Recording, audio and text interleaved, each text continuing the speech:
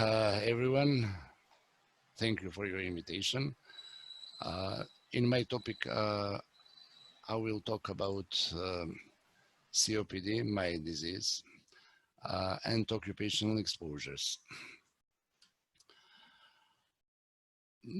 Besides the musculoskeletal system and the skin, respiratory tract is the most affected organ system by occupational exposures, being the initial target for dusts, gases, vapors, and fumes from the workplace. Respiratory tract comes into contact with 14,000 liters of air during 40 hours working week. Furthermore, physical activity can increase this amount of air 12-fold. So the quality of the air at the workplace may have a substantial effect on respiratory health of exposed workers. Occupational lung diseases represent an important part of respiratory medicine, and they cover the entire spectrum of respiratory diseases, ranging from silicosis, coal workers' pneumoconiosis, asbestos-related diseases, bicyanosis, hypersensitivity pneumonitis, sarcoidosis, occupational lung infections, to chronic obstructive pulmonary disease, COPD, asthma, lung cancer, and obstructive sleep apnea. And we can see on this slide that each respiratory disease, respiratory disorder may be occupational by its origin. Contribution of diseases to morbidity and mortality of the general population has changed qualitatively and quantitatively over the years and decades. Pneumoconiosis related to inorganic dust exposure or bicyanosis related to organic dust exposure, cotton exposure, dominated at the beginning and the mid of the 20th century. Over the last 3 decades, in the developed countries, there is a shift from pneumoconiosis to non-malignant obstructive occupational lung diseases like asthma and COPD, and malignant occupational lung diseases like lung cancer. At the same time, the contribution of the effects of some agents to morbidity and mortality is still rising due to the long latency period between the exposure and the manifestations of the disease. Asbestos related diseases are the best example of this. There is ban of asbestos use in many countries, but the prevalence and the frequency of asbestos related diseases, asbestosis, lung cancer, mesothelioma, is still rising. On this slide, we can see on this graph figure, we can see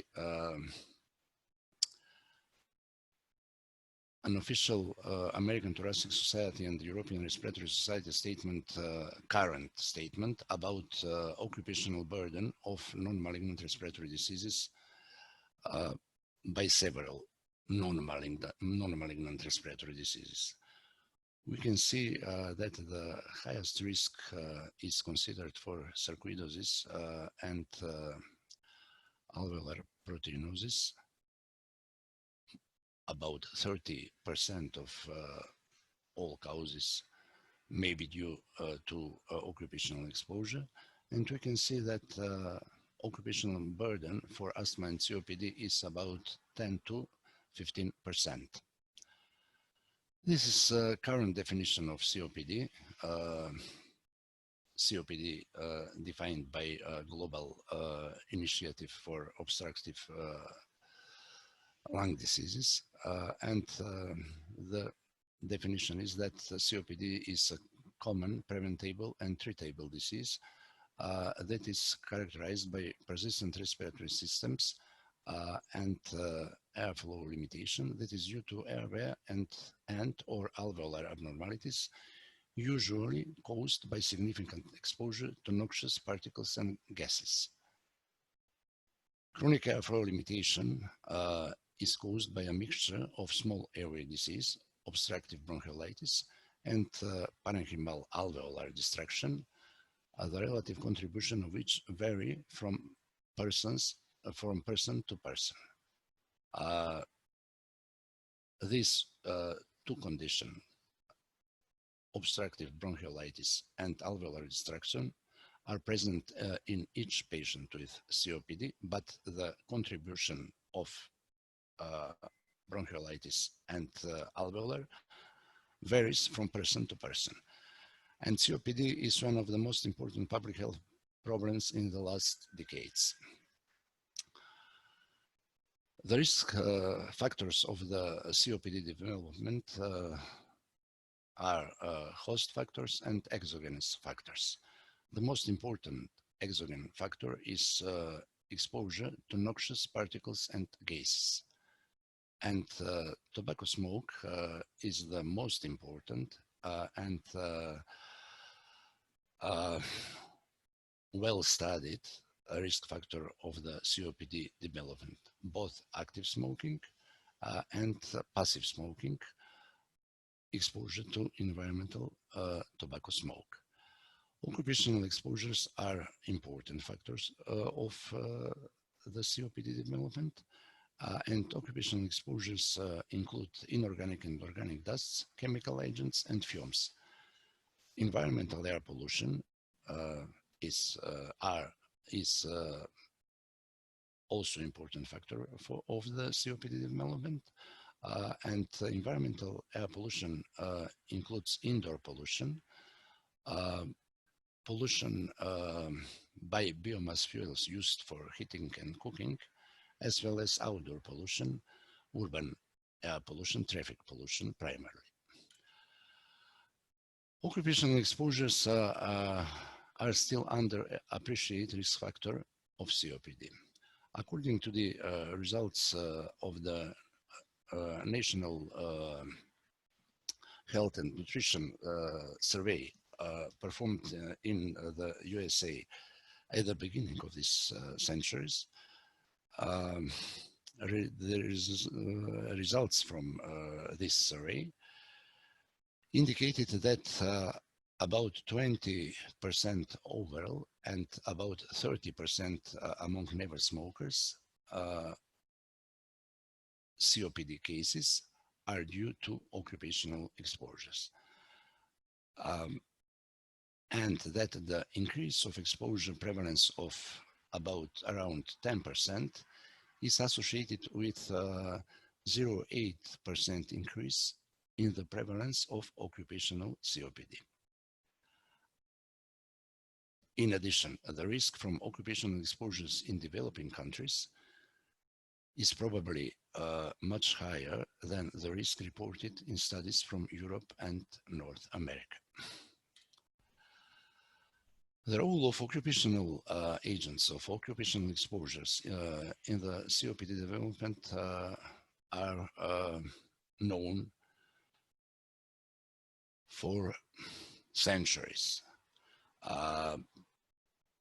Informations from England dated from 17th and 18th century, the period when cigarette smoking was not so prevalent in England and in Europe. But the COPD was prevalent disease. Similar results are presented by Charles Thecra and John Hutchinson, the inventor of the spirometer. We are talking about period when the prevalence of cigarette smoking was not high in Europe. As in the case of occupational lung cancer, COPD have not clinical subcategory that is clearly identified with occupational exposures.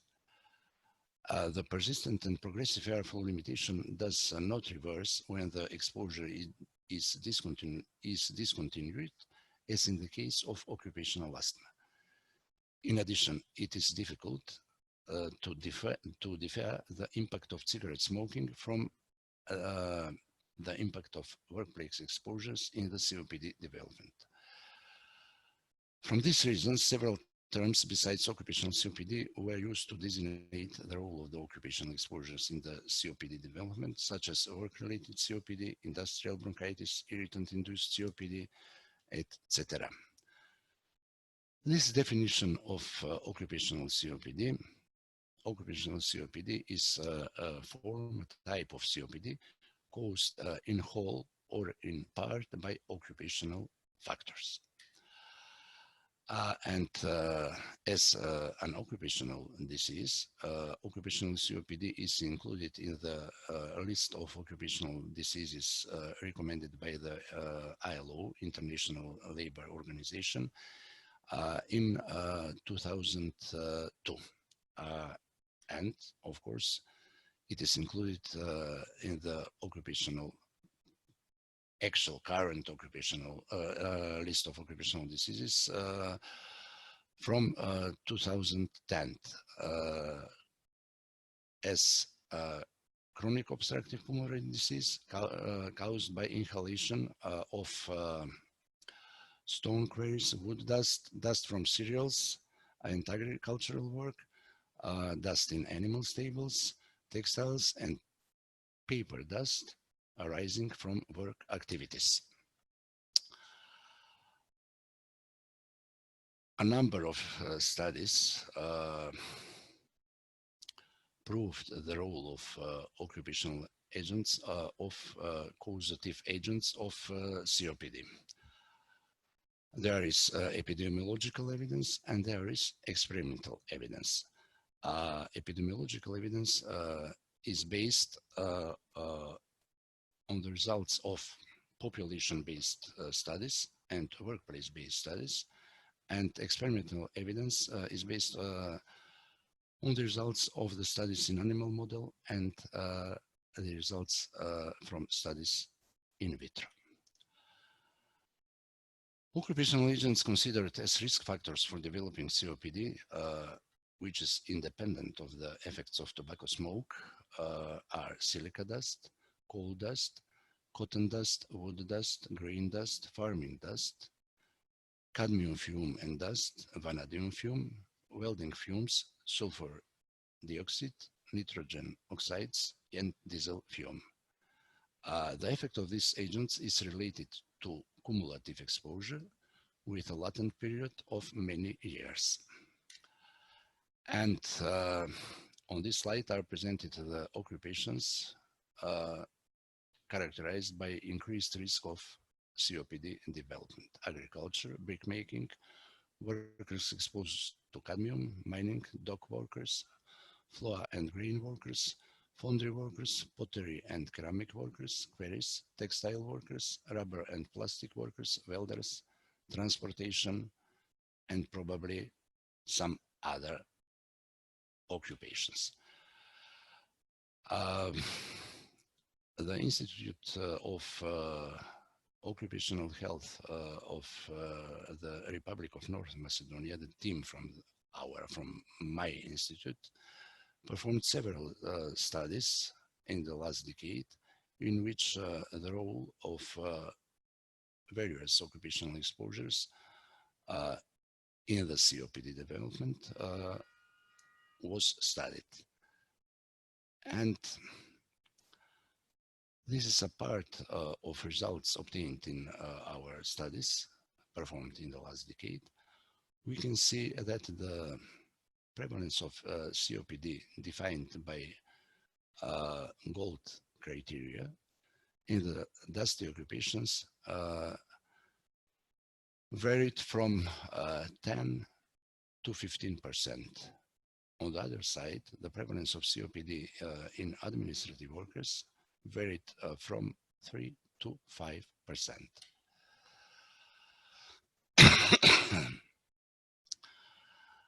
Characteristic of the occupational COPD is the development of the Centrilobular Emphysema. The same type of emphysema is develops in COPD due to other noxious particles like tobacco smoke and indoor air pollution. Centrilobular emphysema is the emphysema subtype in which the lesion occurs in the center of the secondary pulmonary lobules, and primarily the upper lobes of the lungs are affected. As I said, according to the current evidence, current knowledge, lung changes induced by occupational exposures developed by similar mechanism included in the development of tobacco smoke-induced COPD. Lung tissue changes are initiated by toxic and inflammatory processes in conducting and peripheral airways and alveolar tissue, characterized by release of mediators which lead to increased production of oxidants, cytokines, chemokines, and elastase, inducing airflow limitation and emphysema. By current knowledge, it seems that emphysematous lesions precede the lesions in the small airway. Development of occupational COPD depends on the host factors of exposed workers, individual susceptibility, the type of occupational agent, as well as on the level and duration of exposure.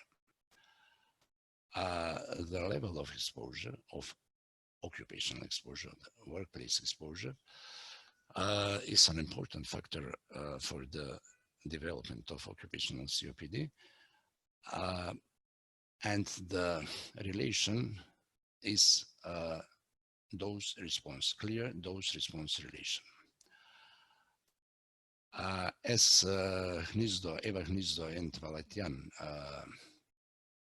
indicated, exposure to average respirable silica dust concentration ranging between 0.1 and 0.2 milligram meter cube is associated with significant exposure response relation for cumulative dust exposure and airflow obstruction that is independent of radiological signs of silicosis. On the other side, there is no standard of occupational exposure duration in regard to the COPD development. As Jan concluded and Mehta concluded, the minimum exposure duration for the development of COPD may be about 10 to 15 years. The occupational contribution to COPD is high among non-smokers, but the highest risk of COPD is found in smokers with certain occupational exposures. And the joint effect of smoking and certain occupational exposures is estimated to be multiplicative, to be greater than their additive effect. We can see the results of the study of Blanc and collaborators.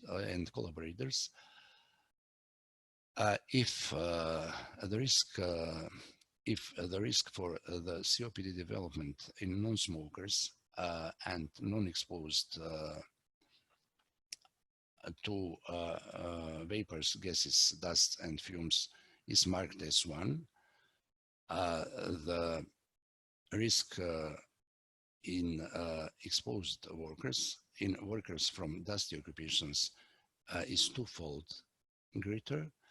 The risk of smokers, but not exposed, not employed at in dusty occupations, in 7-fold increased, and the risk in smokers and occupational exposed people is 14-fold increased.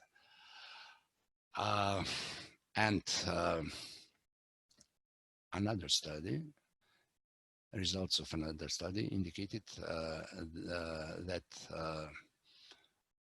the attributable fraction for COPD mortality for dust alone is estimated to be 5%, for tobacco smoke 34%, and the combined effect of dust and smoking is about around 60%. And that in the absence of silica dust exposure, more than 60% of COPD deaths could be prevented. And in the absence of smoking, more than 90% of the COPD deaths could be prevented. So public efforts to prevent and treat COPD must target both smoking cessation and the reduction of occupational exposures. Addressing one without the other will not effectively ameliorate the population burden of COPD. Besides its role, their role in the COPD development, occupational exposures also have a role in the development of COPD exacerbations. COPD exacerbations are defined as an acute worsenings of respiratory symptoms in patients with COPD that results in additional therapy. And COPD exacerbations are important events in the course of COPD, as they negatively impact the health status, rates of hospitalization, and readmission and disease progression. On this slide, the etiology of COPD exacerbation is presented. About 80% of the COPD exacerbation are infectious, are caused by microorganisms, bacterial or viral, and about 20% of COPD exacerbations are non-infectious in origin. And the findings from a limited number of studies indicate that short-term exposure to high concentration of certain occupational pollutants, the same pollutants that can cause COPD, significantly increases the risk of non-infectious COPD exacerbation. Furthermore, occupational exposures may initiate or amplify infectious COPD exacerbations. That means that exacerbation which is not infectious in origin may become infectious may be secondary infected. Despite as a causing factor, occupational exposures may influence the course of COPD also as a factor that accelerates the rate of decline of ventilatory function in subjects with established disease, in workers with COPD. And the existing evidence suggests that many occupational exposures may worsen the symptoms and the lung function in workers with established disease that is independent from smoking and aging. As in the case when occupational exposures are causative factors of COPD, the underlying mechanisms of this effect are still not fully understood. The findings from both population-based and workplace-based studies indicate that occupational exposures in COPD patients are independently associated with severity of airflow limitation, respiratory symptoms, and workability. And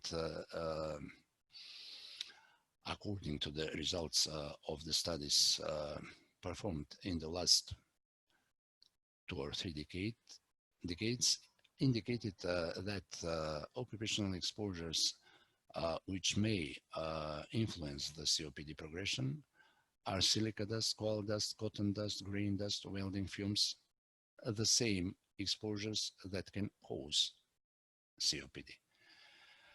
As in the case of COPD development, it seems that the effect of occupational exposures on COPD progression and severity of the disease is lower than the effect of tobacco smoke.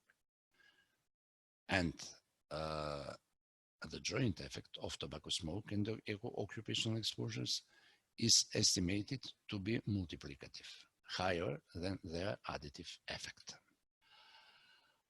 What can we say about occupational COPD? That occupational COPD is a common disease.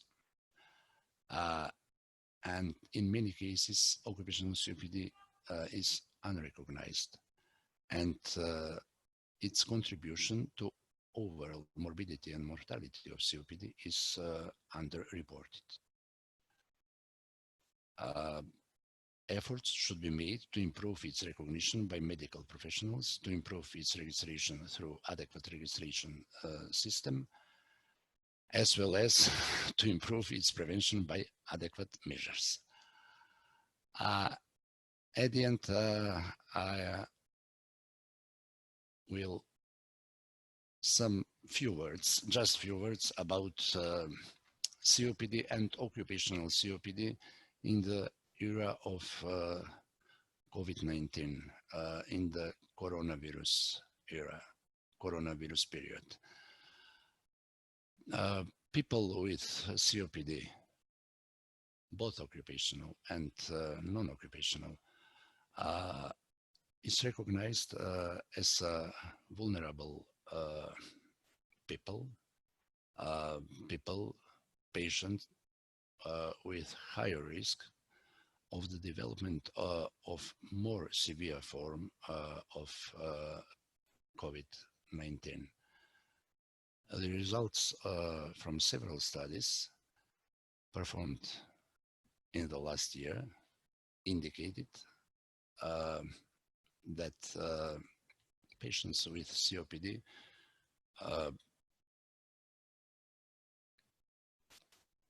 may have more severe form of COVID than the patients without COPD.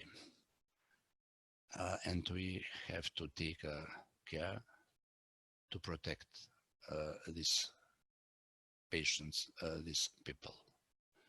Thank you very much for your attention.